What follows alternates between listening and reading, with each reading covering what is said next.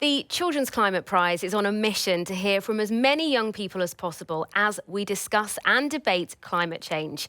I'm journalist Maddie Savage, and today, though, I'm going to be handing over the floor to two of those young people. They are Cornelia Neering and also Ida Sanchez-Hilborg. They're students at Globala Gymnasium, which is an international high school here in Stockholm. They're in the second grade, and they are going to be interviewing Sweden's Minister for Environment and Climate, also Sweden's Deputy Prime Minister, Isabella Lövin, and also Johan Kuylenstierna, who is chair of the Children's Climate Prize jury. So Ida, Cornelia, good luck. I'll leave it to you. Okay, so first question, I will be speaking to you. So the global pandemic is said to have created such a strong reaction from nations around the world that their economic efforts could have supported a massive step towards stopping climate change. The world has spent an estimated amount of $9 trillion of fiscal support in effort to fight the pandemic. What is said to be required to fight climate change is 1.6 to 3.8 trillion per year. Where is the global political engagement when the climate crisis is a very current issue? And also, what can we do to encourage leaders to understand the dire situation? Well, I think that's a very important question about the finance. How are we going to have the resources that we need in order to get away from fossil fuels, to invest in the sustainable solutions with infrastructure and energy, agriculture, and also save the ecosystem, the natural ecosystems and the forests. And I think those numbers are absolutely relevant. But I think what we need now is to make sure that all the investments go in a sustainable direction. So we can't afford to spend any money in saving, let's say, the industries that are not sustainable for the future now when we're trying to restart the economy after the pandemic, the COVID-19 pandemic. And I think the numbers that you mentioned, a lot of it is going in a green and sustainable direction.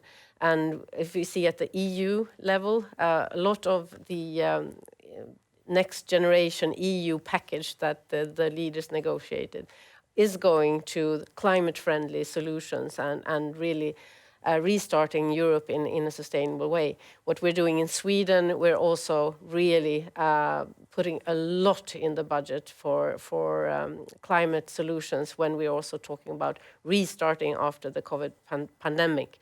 So I think the solution might be also a little closer now when we see economies restarting after the pandemic. So, but of course, a lot needs to be done also after this pandemic and see that we stay on the right track.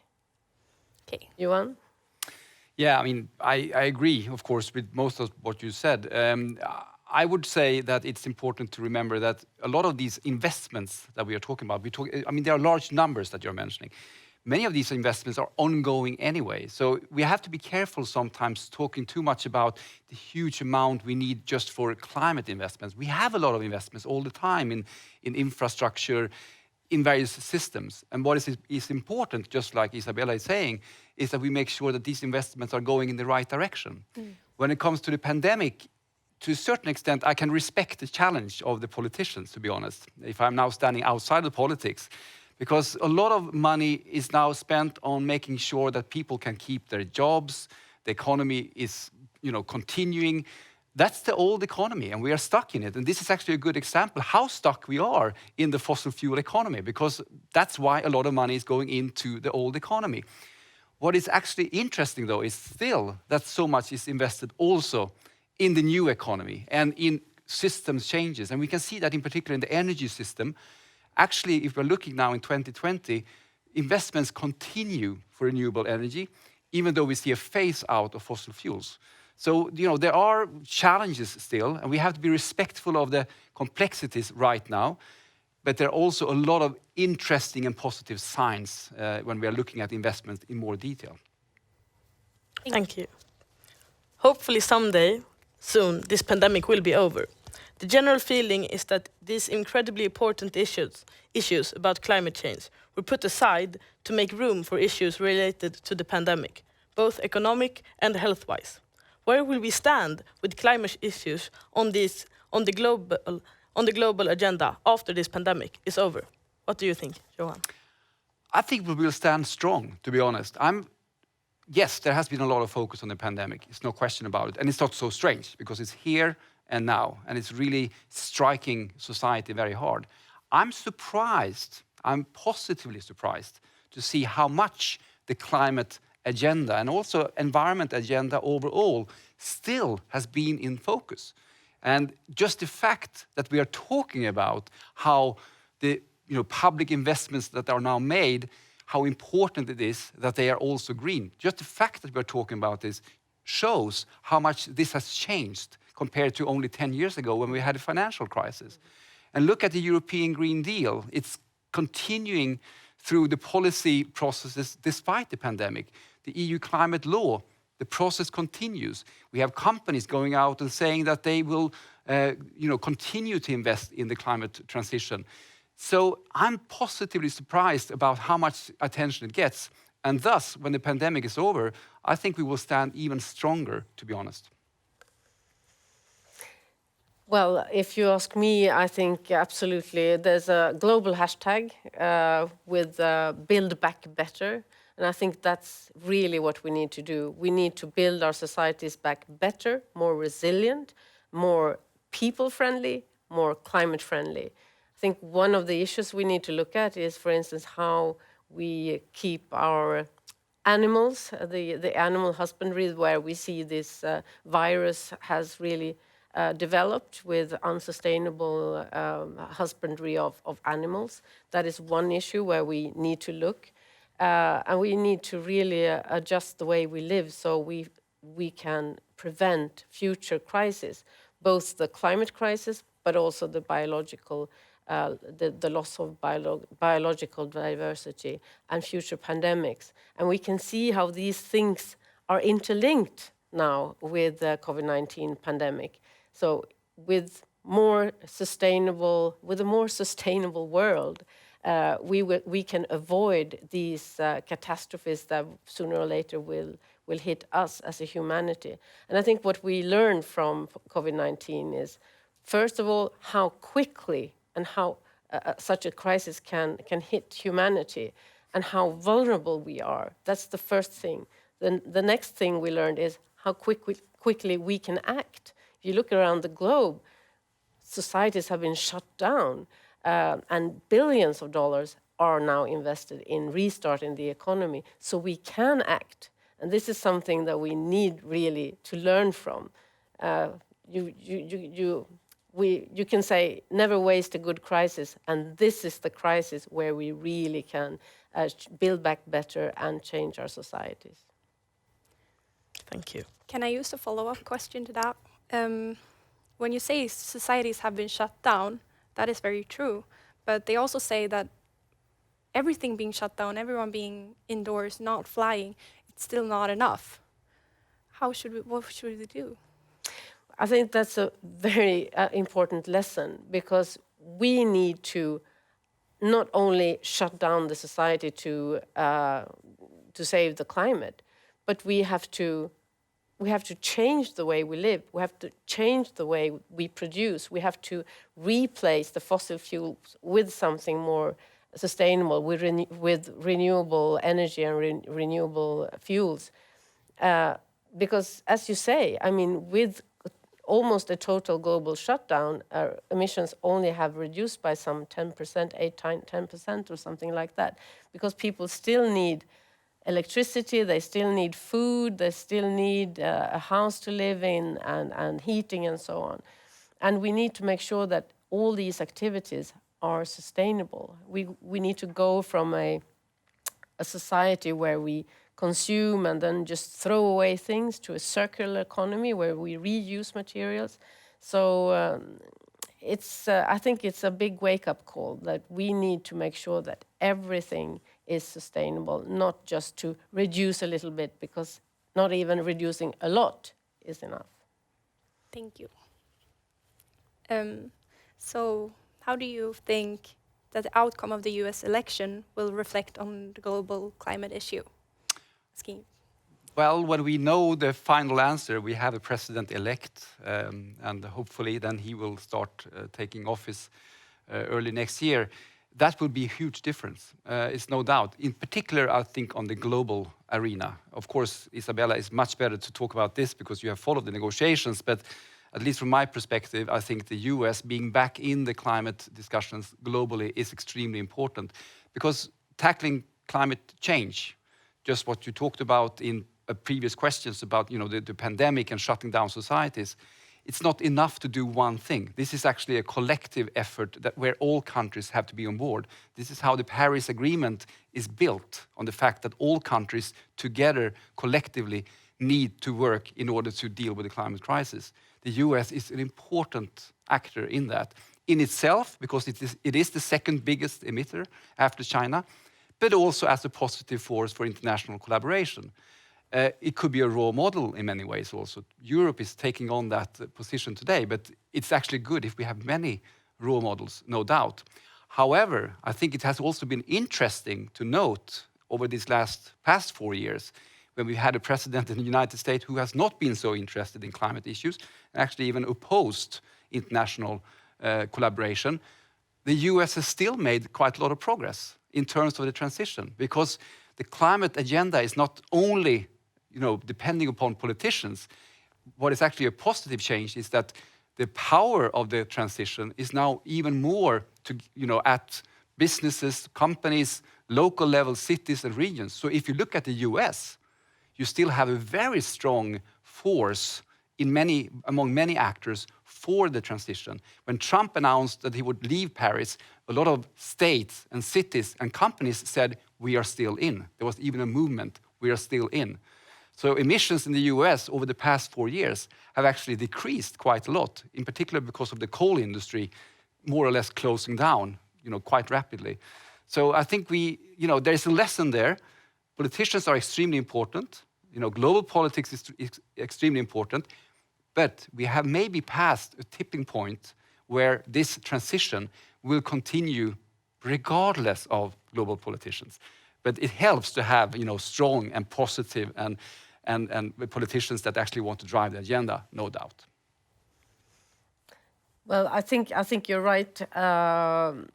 One thing, though, businesses have really developed, despite the political leadership in the US or non-leadership on climate. However, I think some other countries have been able to hide behind the US during these 4 years, because if the US, as the second bigger emitter, the biggest emitter historically in the world, is leaving the Paris Agreement, then some other countries, maybe developing countries, more poor countries, they will say, well, why should we make this effort when the US is not? So this has made a negative difference during these 4 years. So I think the speed, Yes. we're at the tipping point, but I think the speed will really increase now to the better. And maybe just to add also, because I don't want to come out as saying as politicians are not important, because they are providing what we call enabling environment. So if you have the right policies in place, what is the climate policy framework in Sweden or the Green Deal in Europe, that's political decisions. And if these frameworks are right and long term, it makes it easier for other actors to make decisions about investments, etc. So it's extremely important with this interplay between politics, policy, private sector, and different levels also of government, of course. Yes, thank you. After seeing so many strong voices in the past years from young climate activists, do you think that grown-ups, and particularly world leaders, are listening more to the next generation now than before? Isabella. Yes, they absolutely do. And I'm so grateful. I'm really, really happy about the youth movement around the world, because this has really been a game changer for the international discussions. And the youth, the children, has really been able to kind of give exactly the message that you have the right to give. Let's say, give the burden of guilt to the adults and to the leaders, saying, hey, why should we inherit a planet that you destroyed with your eyes open? And this is a very, very powerful message, and it has made a difference. And I belong to the Green Party. I've been fighting for the survival of our planet for a long, long time, and I'm really disappointed with other leaders, other politicians that don't really put this question in the front line and kind of use the discussion about economy as an excuse not to act. But we know that the economy can thrive. The economy can grow in a sustainable way once you replace coal and fossil fuels and with renewables. And you can see it even in the United States that the coal industry has decreased the last 4 years, and the renewable energy sector has increased because it's simply the most viable and effective way of producing energy today. And it's both good for people and for the planet and also for our health. And what I find fascinating also, I fully agree with you, Isabella. I think that we are listening, our generation are listening more now, politicians are listening more, company leaders are listening more, and they are also listening because they know that you are the future employers. I mean, you also choose which companies you want to work at based on values, for instance. And this is actually something that is hardcore economy for them. You know, will they get the competence of the future? So it's not just about listening and, yes, I have to do good. It's actually about, you know, understanding what tomorrow's economy and tomorrow's leaders will be all about. So I think that this is absolutely key. And again, it's not just about that very forceful message coming from below, from youth, in terms of activism and really pushing politics, but it's also interesting, and we are listening more because of the innovation that goes on among young people. I mean, you are brought up in a different society when it comes to technologies, etc. Many of the ideas that you come up with, those that we are actually awarding here in the Children's Climate Prize, also makes people listen, because you have a different skill set and different set of competence than the previous generations, just because of the development we've had in terms of technology, for instance. So I think that there is a different dynamic altogether today, only compared to 5, 6, 7 years ago.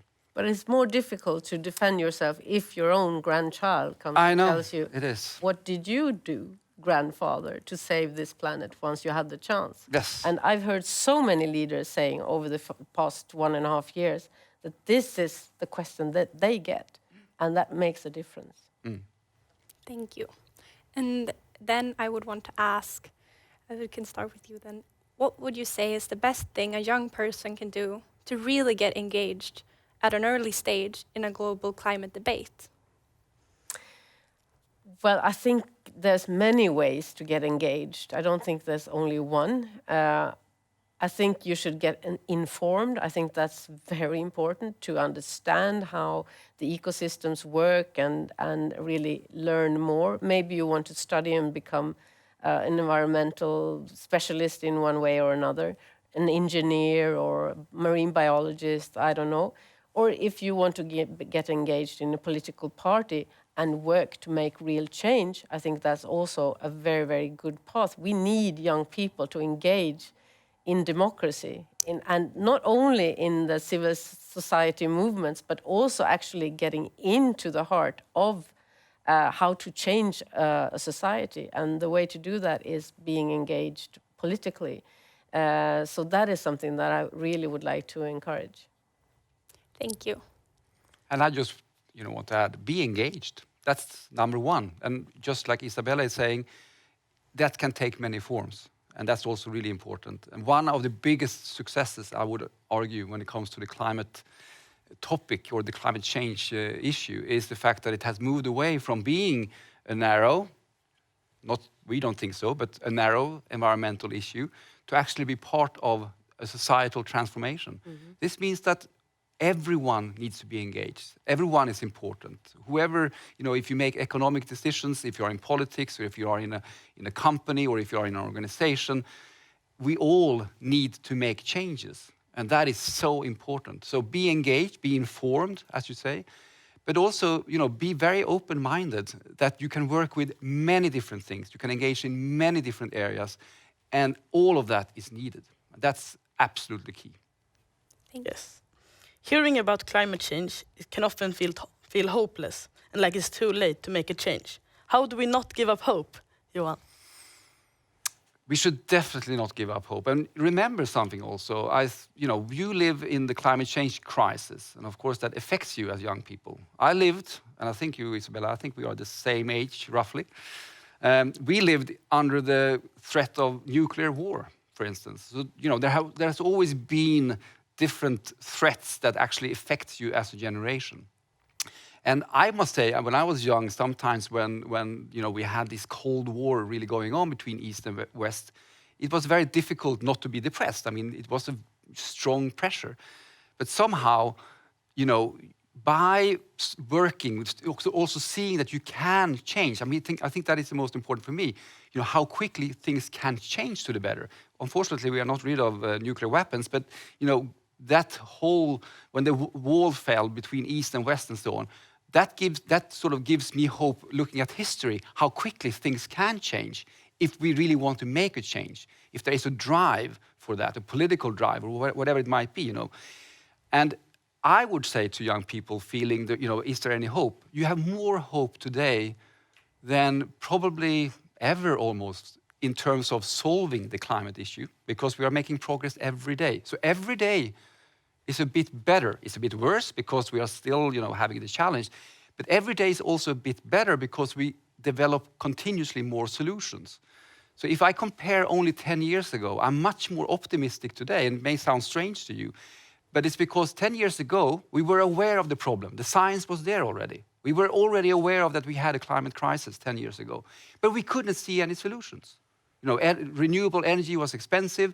The private sector was not on board. It was still basically only quite few politicians who tried to really drive the agenda. And today it's the complete shift.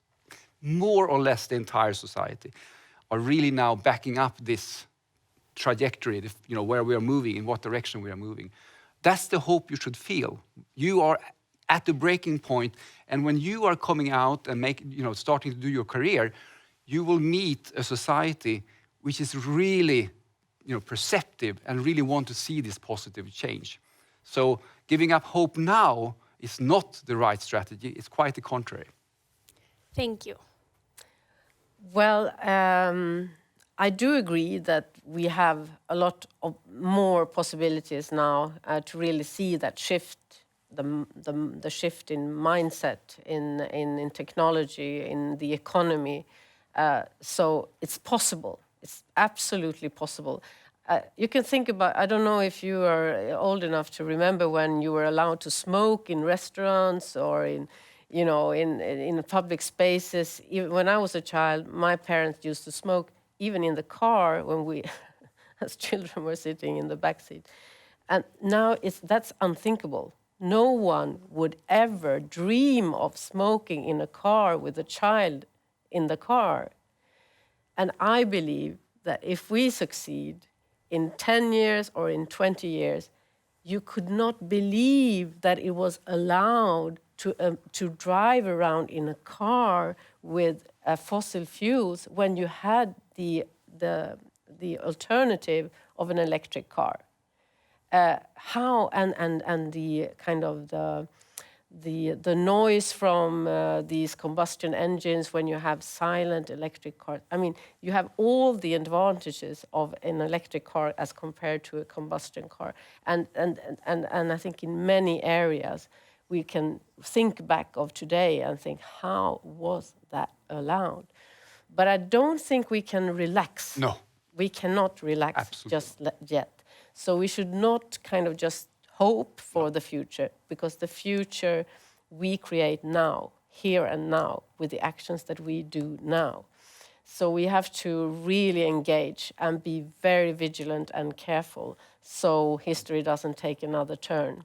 But the possibilities are all here now. The window is open for a real change, and we have to continue to push, make sure we go in that direction. Yes. Thank you so much for all your great answers. Thank you. Thank you so much for your great questions.